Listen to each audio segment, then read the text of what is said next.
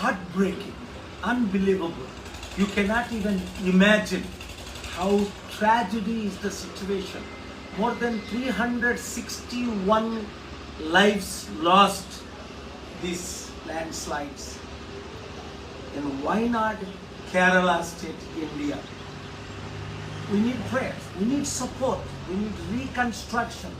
To the government of Kerala, I'm sitting here with the Honorable Member of Parliament, Mr. Santos, who is State Member of Parliament of the country, Rajya Sabha, hosting me, showing me the places.